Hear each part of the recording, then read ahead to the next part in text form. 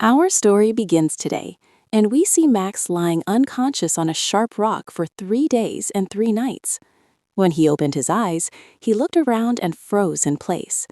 In the distant sea, his fellow sailor lay on the other side, seemingly asleep and at peace. But as he approached them, his soul stirred, because they had all been dead for a long time. At that moment, Max realized he was the only survivor of the accident. His heart ached terribly, but despite everything, he gathered his strength and buried all the bodies on the beach. Darkness fell with the setting sun, and the silence of the forest and the unknown dangers prevented him from venturing further. So he climbed onto a large tree raft and sat there, terrified and trembling all night. He had only one thought on his mind: he had to find a way to escape. The next morning, when the sun rose, he saw the large screen of the ship he had been traveling on in the distance, and decided he had to go there and gather food, water, and anything that might help in the rescue. After an hour of effort, he managed to reach the ship. He was still going downstairs in the cabin when he suddenly heard the faint cry of a dog coming from a room. He mustered his courage, grabbed his axe, and broke down the door with all his might. As soon as the door opened, he was shocked. His dog, Simba, was standing there, unharmed, breathing, his eyes full of life. The sight shattered Max inside, and tears of joy streamed down his face without him even realizing it. He knelt down and hugged him tightly, as if Simba had been given back a part of him that had been missing since the accident. Then he went into another compartment on the ship and found some canned food, a few tools, a rifle, and a large quantity of ammunition. He didn't think twice. Time was running out, and it was clear the ship was sinking bit by bit. He gathered everything he could carry and quickly brought it up to the deck. He cut wooden planks from the ship, tied them together with strong rope, and made a sturdy hoist. He lowered Simba first and tied him securely, then tied up all the other essential items. His situation was so dire that he even had to use the same rope to tie his belt. His mind was consumed by one thing only: saving his own life and Simba's. The raft was heavy with everything on it, but the high waves gave it a little help, pushing it toward the shore. After a terrifying struggle, they finally reached land. But the moment Max looked at what they had gathered, his heart sank. Food and water? Only enough for one meal. This meant that hunger would be their new enemy, and every step they took would have to be calculated 1,000 times. Max sat on the sand, his hand on Simba's head, his mind racing.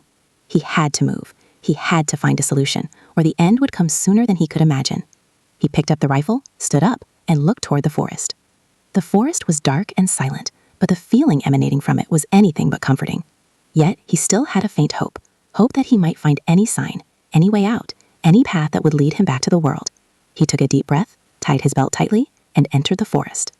Little did he know that what awaited him there could change his destiny forever. He walked through the dense trees until he found the house, an old wooden structure, almost like an abandoned hut, that looked like it hadn't been inhabited for years. Max sat for a while by the high waterfall behind him, listening to the sound of the water cascading down, trying to calm his mind, which was racing with thoughts. Then he continued walking until he reached a large, barren plain, its land wide and empty, the wind passing through it unobstructed. He walked slowly, step by step, until he reached the other side of the island. And there, he was completely shocked. As far as he could see, there was no other land, no people, no sign of life. Just sea. And worse still, this place was completely out of the ship's way. At that moment, any hope of rescue became almost impossible. That's why Max made a fateful decision. If any help came through here, even if it was small, it couldn't be wasted. He moved his living place right by the sea and built a rudimentary lookout point. Every day, he would sit for hours, gazing at the horizon through binoculars. The sun rose and set, days turned into weeks, and weeks into months. 6 whole months passed, and nothing had changed. One day, Max and Simba were searching for seashells among the rocks on the shore. Suddenly, Simba began barking wildly. At first, Max didn't pay attention. He thought it was a wave or a bird. But as soon as he picked up the jug to drink water, his eyes widened. Far, far away at sea, a large ship was sailing by. Max froze for a split second, then sprang into action. Without thinking, he grabbed the torch he had kept ready for just such a moment and ran as fast as he could. He reached the large fire he had built about 100 meters away and lit it. But the fire was taking too long. The wood was damp, the wind wasn't in his favor, and the smoke was rising more slowly than his heart could bear. Max stood there, his heart pounding in his chest, his eyes fixed on the ship, Every passing second a possibility that could mean the difference between life and death. Would the ship see the signal, or would hope be extinguished before the fire? It didn't light quickly enough, and the flame was weak, its smoke thin and barely visible from afar. The further the ship moved away, the more Max's anxiety and tension grew. His heart was literally being squeezed. He was ready to do anything to get their attention. He grabbed his rifle, raised it towards the sea, and fired several shots in quick succession. Bang, bang, bang. But the sound of the shots was lost in seconds against the roar of the sea, and the ship continued on its way as if no one had called out, as if Max hadn't even existed. This was his last chance. Hope was slipping away before his eyes as he stood helplessly by. In his despair and desperation, Max did something crazy. He threw himself straight into the sea and began swimming with all his might, pounding the water with his hands and feet, as if he could forcefully reach them, as if he refused to give up. He kept swimming and struggling, second after second, minute after minute, until after a while, the terrifying truth dawned on him. He wasn't moving. The powerful waves were pushing him back, and the closer he tried to get, the more the sea pulled him. The ship was right in front of him, then it became smaller, then a distant point, and then it disappeared completely. At that moment, Max's body betrayed him. His strength was gone, his breath felt heavy, his arms were weak, and his mind went blank. The sea had taken him, and then brought him back. The waves threw him onto the shore like something broken. He fell onto the sand, his clothes soaked, his body exhausted, and his spirit shattered. He was lying on the ground, unable even to cry. At that moment, Simba ran to him. He circled around him, barking sadly, his voice filled with fear and pain, as if he understood everything that had happened, as if he knew all hope was lost. That sound broke Max's heart more than anything. He reached out with difficulty and placed his hand on Simba's head, his voice hoarse as he whispered, "Forgive me, I tried." Amidst the sound of the sea and the approaching night, Max felt truly alone for the first time. Any other human being could have endured his pain, but Simba's pain, his voice, and his sorrow were the things that broke Max's heart that night. He sat silently, lying on the sand, his head raised to the sky. The stars shone above him, clear and beautiful, but he saw no hope in them. He thought for a long time, ideas swirling in his mind without leading to a solution, until finally he arrived at one clear and painful truth. If no one would come to rescue him, then he had to make this place his home. The next day, without hesitation, Max threw himself into work. The first thing he did was find a safe place away from the high tide and strong winds. Then he gathered wood from the forest, branch by branch, plank by plank. His tools were few, but his determination was unwavering. In just one day, he managed to build the basic structure of a small shelter. From that day forward, he improved it every day, adding to it, strengthening it, and repairing what was broken. This routine continued for months, day after day, without him noticing the time passing. When a whole year had gone by, Max was standing in front of a large, simple, but beautiful country house, built with his own hands and effort. Little by little, he began to discover that the island wasn't as evil as he had thought. It had fertile lands and plants that grew on their own, pineapples and sweet mangoes, and wild animals he could hunt. The best surprise of all was a natural hot spring. Food was plentiful, water was available, fishing was possible, and most importantly, Simba was still with him. His life had become a fixed routine, waking up in the morning to search for food, during the day repairing the house or gathering wood from the forest, and at sunset, sitting on the seashore, gazing silently at the horizon. He wasn't waiting for a ship every day like before, but there was still a small part of him, a part that refused to die, telling him that maybe one day the sea would change its mind. He would always stand on the shore, gazing at the water stretching to the sky. Sometimes he'd think that maybe, just maybe, he could cross over and return to the world one day. But his life was no longer tied to that hope. The days passed and time slipped by without him noticing. 2 whole years went by, and although he was alone on that isolated island, he wasn't truly alone. Simba was with him in every breath, in every step, in every moment of silence. To keep him sane, Max invented many ways to cope with loneliness. Sometimes he'd carve his experiences and days on wood. Sometimes he'd write in old diaries he still kept. And sometimes he'd take out his flute and play a quiet tune. And whenever the sound of the flute spread through the air, Simba would wag his tail and hop lightly, as if he too was searching for small moments of joy in this isolated world. But no matter how hard a person tries, they can never completely escape loneliness. Little by little, Max's days began to resemble each other. The same shore every morning, the same trees, the same forest. And at night, when the world calmed down, the emptiness in his heart was screaming many nights. He would sit in a corner of his house and cry in a muffled voice, remembering his wife, her laughter, her tenderness, her presence.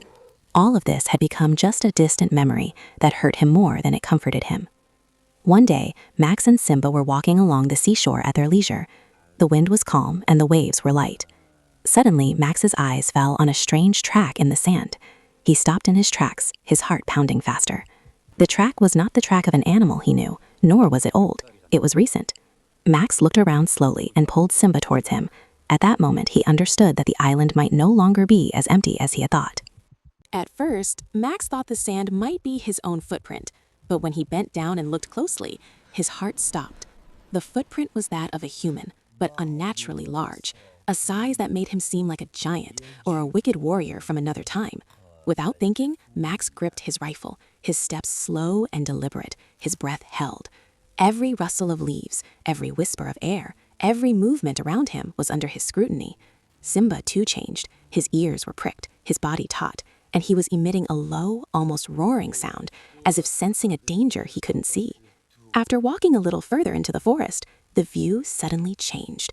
In front of him were several small boats made of strong, beautiful wood, lined up on the shore as if someone had just disembarked. It wasn't just one boat, it was a sign that there were several. Right next to them were strange sounds, not speech, not singing, something he'd never heard before.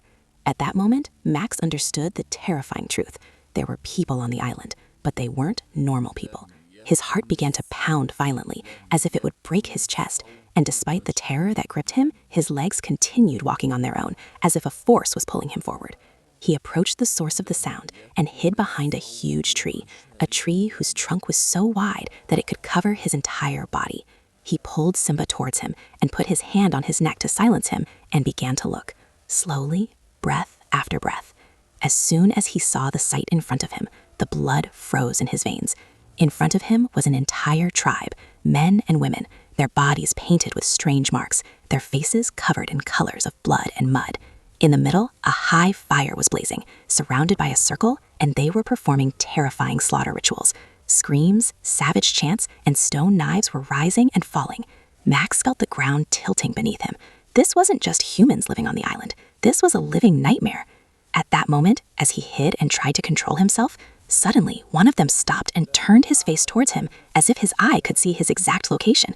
And then Max understood that what was coming was much worse than loneliness. The drums were beating frantically, dum, dum, dum, and the fire was blazing, its sparks flying into the sky, as if announcing Jay's death. In the middle of the platform, people were bound with ropes, their blood flowing, their bodies trembling. Their screams shook Max's heart to its core. His legs gave way, and he fell to the ground behind the tree, his whole body shaking. His mind was torn in two. One half screamed, "Run, if they see you, you'll die." The other half said, "If you stay silent, you're already dead." He knew perfectly well that if this tribe saw him, his fate would be the same as the people bound before him. But suddenly, his eyes met the eyes of one of the bound men, and he saw no fear, no terror. Raja saw a look of mercy, a look that said without words, "Save me, even if this is my last attempt." That look sealed something inside Max. 2 years of loneliness hadn't erased his humanity. He was still human, and his heart was still alive. He took a deep breath, steeled himself, and whispered, "I can't just watch someone die in silence, even if I die with them." He grabbed the rifle from behind the tree, waited a second, 2 seconds, and as soon as the right opportunity came, he pulled the trigger. The sound of the gunshot pierced the forest. The drums stopped abruptly, the chants turned to screams, the fire kept burning, but the rituals descended into complete chaos. The people in the tribe screamed, they ran, some grabbed their knives, others looked around, not understanding what had happened. In the midst of this confusion, one of the bound men somehow managed to untie his rope. He fell to the ground and got up and ran as fast as he could toward the forest. One shot hadn't just opened the door to danger. Max's life was saved when the young man Big ran ahead of him and Simba stiffened his body as if ready to attack. But before Max could make any decision, he heard a savage scream of anger and the sound of heavy footsteps approaching and the voice of someone shouting in a strange language, pointing in his direction. The tribe finally knew who had broken the rituals. And this time, Max was no longer just a spectator. He was the target. The atmosphere was so tense that no one understood what would happen next. The air was heavy, and time seemed to stand still. The tribal man approached Max. Strangely, his expression was devoid of anger, shouting, or threats. Suddenly, he placed his weapon on the ground, then knelt down, grasped Max's leg, and placed it on his shoulder. A strange gesture, but its meaning was clear. "You saved my life." Max was taken aback, but for a moment he felt a glimmer of hope. However, this moment was fleeting. In an instant, the atmosphere shifted. The man suddenly reached out and snatched Max's rifle. Max's heart sank. He felt that this misunderstanding could kill them both in a second. But as he focused, he noticed something crucial. The man didn't know how to hold the rifle properly. He was gripping it like a piece of wood, his hand not on the trigger correctly, his eyes darting around the weapon in confusion. Max immediately raised both hands, opening his palms. Step by step, his face was clear, sincere, as he tried to convey a message without words. "I'm not an enemy. I just want to be a friend." But language. A high dam stood between them. The man was interrupting Max's every move with a look of suspicion, fear, confusion, and doubt all mixed up on his face at the same time. Here, Max made a decision. Instead of anger, he chose humanity calmly. Without any sudden movement, he opened his bag, took out some fruit and dry food that he had kept, took a step back, and placed the food on a rock in front of him. With a simple gesture of his hand, he said to him without words, "This is for you." The man of the tribe looked at Max, then at the food, then back at Max again. The silence stretched from seconds to minutes, and suddenly his hand began to shake. He slowly lowered the rifle to the ground. He approached the rock, carefully picked up the fruit, smelled it, cut off a small piece, and tasted it. His eyes widened, not only from the taste, but from the idea that the person who broke the rituals of slaughter and who could have been an enemy had chosen to be a human being. At that moment, Max felt that one bullet had saved a life, but this food could change the fate of an entire island. The man of the tribe sat on the ground next to Max again and slowly started approaching to eat, as if he had finally understood that Max was not dangerous. But at this moment, they heard together the sound of the roughness of the trees in the forest before they understood what was happening. 3 dangerous enemies suddenly came out of the trees, and their faces were clearly monstrous, as if they would not let anyone live. Max, confused for a moment, but he did not lose again. He grabbed his whole rifle quickly and started firing one-shots. The second enemy, the first enemy, fell to the ground immediately. But what happened after that, Max could not imagine. The man in the tribe, he who did not know how to hold a rifle originally, came out in front of him like a lightning from the sky. He grabbed his weapon and hit one of the enemies who hit him. Standing in the second, Max fell to the ground, and he was not alone with him. He had a real partner. This friend did not understand him with words, but he decided to stand by him in the battle. After they finished the enemies who appeared first, Max felt that the world was a little gifted, and he thought that they might have survived. But the moment that then shook Max from his atmosphere, the man of the tribe, the same person who was fighting his shoulder to shoulder, Max's blood was so terrifying, and a coughing sound came out unintentionally at this moment. That's it. Everything suddenly became the forest, the fire, the shots, and this guy is all mixed. Max stopped, frozen. I don't know how to move, but inside him he knew one thing. This island will not be left easily. But not stupid, and maybe he even had a bit of humanity left in his heart. Little by little, Max decided to give him a chance. He took him to his home, offered him food, fruit, meat, and water. The man from the tribe ate everything calmly and reassured. For the first time in months, Max felt he wasn't truly alone, but fear still lingered in his heart. So he tied him up with a light chain at night to prevent him from escaping or causing any trouble. The next morning, something very strange happened. The man from the tribe untied the chain without making a sound and went straight to Max's room. Max heard the movement and woke up with a start, his heart pounding. He sensed a new danger inside the house. But when he saw who was standing in front of him, he froze, stunned. The same man he had tied up the night before was standing there, his face calm, looking at the food in front of him. At that moment, Max's heart broke, and he finally understood that the man had been wrong to suspect him the night before, and that he hadn't been. His intentions were malicious from the start. The chain had no effect, and most importantly, for the first time in months, they smiled at each other. Small smiles, but smiles full of mutual understanding, an understanding that even the strangest or most savage human being can have a heart. And in that moment, Max felt at peace for the first time in a long time, and It was began my to believe suspicion. that loneliness could end, even if only for a brief moment, with trust and compassion. Over time, Max named his new friend Philip, and this name marked the beginning of a true friendship between the two. Max decided to teach Philip his language. At first, he thought it would take months or even years, but Philip wasn't an ordinary person. He was incredibly intelligent and a quick learner. In just 6 months, Philip was able to communicate with Max using basic language in his own way.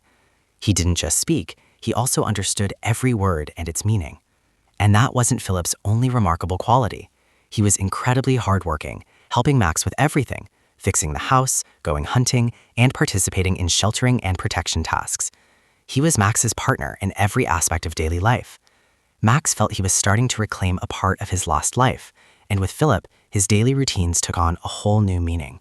One night, as they sat by the fire, Max began to speak to Philip in a quiet voice, as if reading from the Bible, wanting him to feel God's presence. Philip looked at him calmly and said, "The security of our tribe is different. Here, we worship the God of birds. I believe in what I see with my own eyes. Your God wants it in spirits, and I can see the spirit of everything. That's why our security isn't different. We just reach the same place, but in different ways." For the first time, Max understood this. Philip wasn't a savage. He was a man with a deep soul, whose mind and heart understood life differently. But ultimately, he was searching for the same goal: peace, security, and life. From that moment, Max felt that true friendship, even with those who are very different, can change everything. After Philip said he didn't like Max's God, the atmosphere between the two suddenly soured, and they began arguing stubbornly. Max grabbed the Bible and tried to show Philip that his God was there with him, but Philip flipped through the pages and said he didn't find anything in them. This made Max furious, and he shouted, "You savage!" This word deeply wounded Philip and made him leave the house. After that, the two became strangers to each other, even though they lived on the same island. When they met on the road, they would turn away from each other. Philip fished with a spear and Max with a rod and reel, each going his own way. Their lives had become completely different. But as time passed, Max felt remorse in his heart. He understood that change and stubbornness are not signs of respect. True respect is accepting the different ideas and beliefs of the God in front of you, even if you don't agree with them. After several days of deep thought, Max gathered his courage and decided to look for Philip.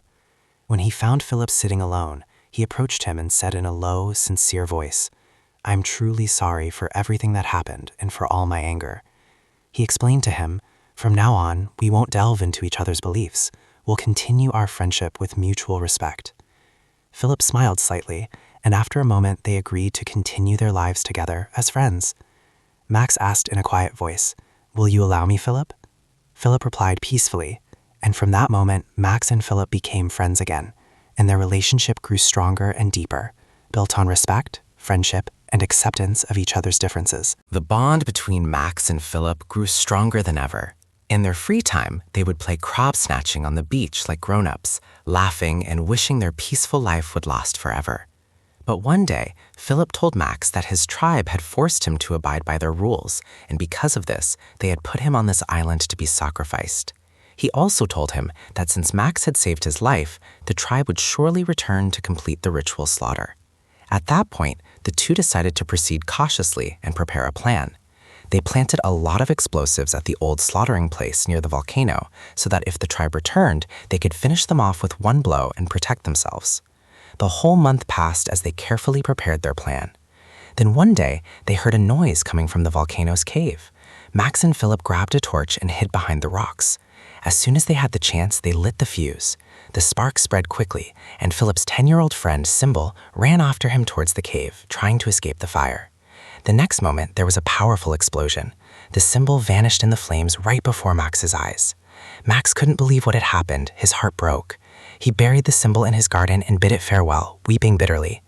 But at that moment, Philip arrived and calmly told him that if the tribe found out it was still alive, they would never be able to capture it. This moment was incredibly difficult for Max, but it made them understand that survival sometimes requires very difficult decisions, even if the price is a broken heart. After Max suggested they could build a raft and go to England, Philip immediately became enraged.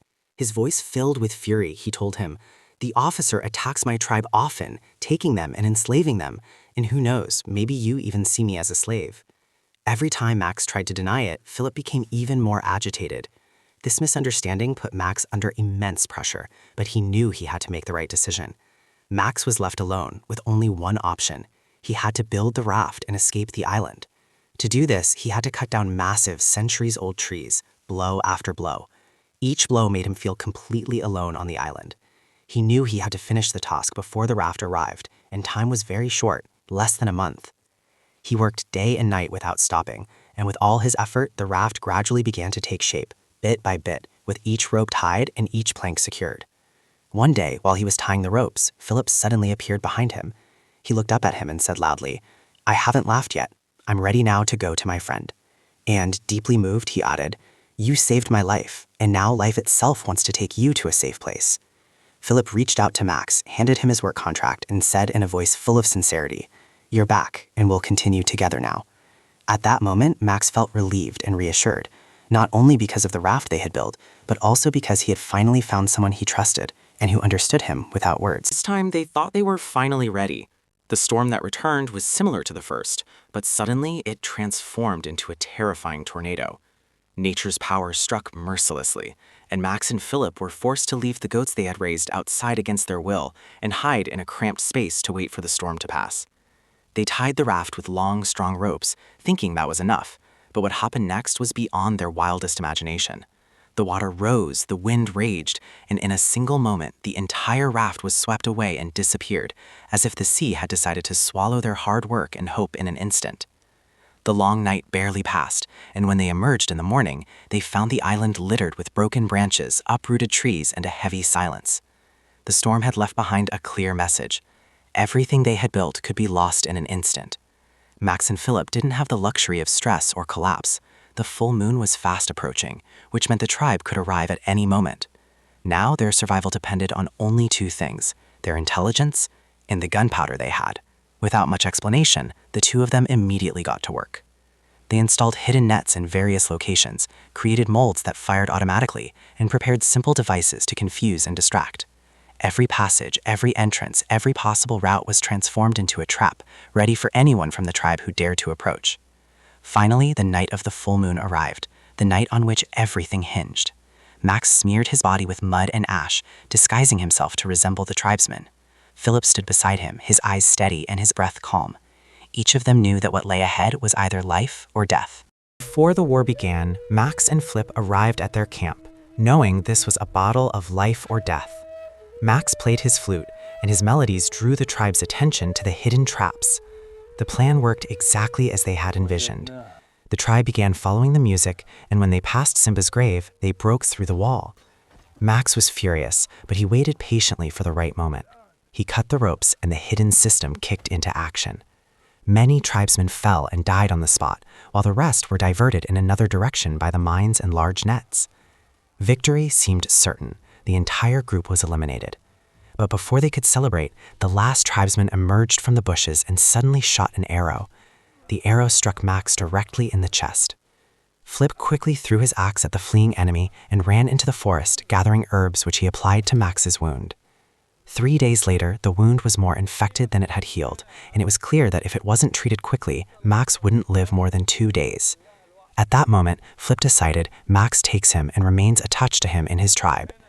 The important thing was to protect Max's life at any cost, even if it meant confronting an entire tribe or venturing into danger. Their cries were loud because the only real cure was there. As soon as they reached the tribe's gate, the tribesmen with bows quickly surrounded them. They all thought Max was a white man who wanted to enslave them, even though there was a saying that killing the sick was forbidden. The doctor started cleaning Max's wound and began the treatment, but they told Philip that as soon as Max recovered, he had to fight in a deadly battle in the arena. The only one who would live was the one who left that place. 2 days later, in the same gathering, Max and Philip stood face to face in the middle of the arena. Against their will, they were the best of friends now, afraid to hurt each other, but the rules were very harsh. If they didn't fight, they would both die. The battle began, and in the end, Max fell to the ground, his dagger flying away. He opened his arms and closed his eyes, wishing his friend would kill him right away. But when Philip put his hand on him, he couldn't strike. Suddenly, they heard a loud gunshot, and Philip fell into Max's arms. The biggest part of Max's heart broke in that moment. That moment was a mixture of pain, fear, and love.